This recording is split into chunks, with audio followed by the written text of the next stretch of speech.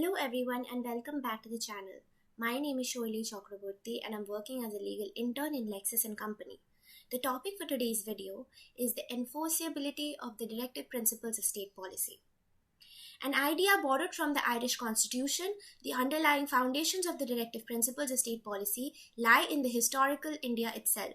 Aside from laying the rules for government strategy, the DPSPs likewise set out the destinations of the Indian state. They separate between a welfare state and a police state, their quality making India the previous. The provisions and arrangements in this part includes advancement of government assistance of residents, arrangement of free legitimate guide to the monetarily crippled, coordinating town panchayats, building up a formal civil code, raising nourishment levels and so forth.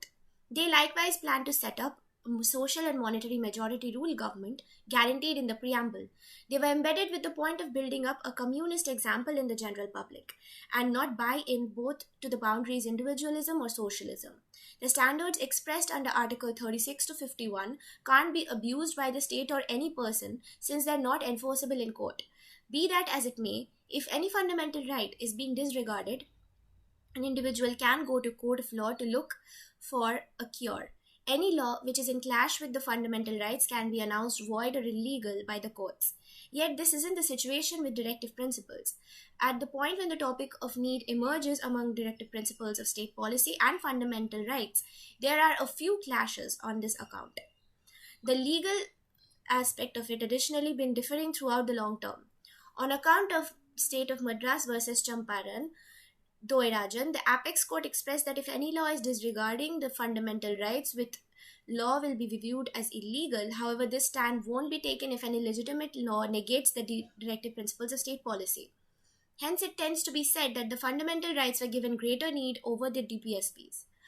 Yet, this recommendation was changed with the assistance of the Constitutional 42nd Amendment Act 1976. The extent of Article 31C was expanded, which expressed that if any law is made to execute the DPSPs, it will not be held unlawful. A preeminent contention for making the directive principles enforceable is that their justifiability will keep the absolutist inclinations of the decision governments under control.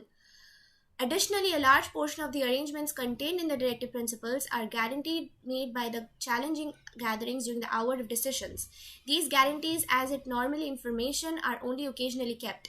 In any case, if the directive principles are justiciable in any official courtroom, the public authority gets responsible to the individuals.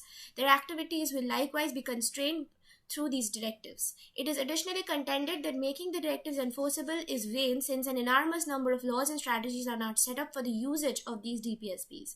From the discussions already mentioned above, it will be seen that the improvement of law with respect to contention and hopelessness between the fundamental rights and the directive principles have gone through four particular stages.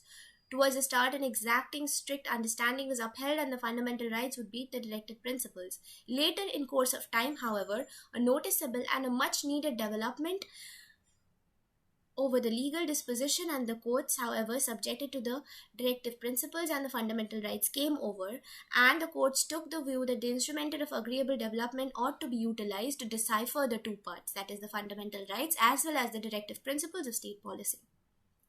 Thank you. Please like, share and subscribe to the channel.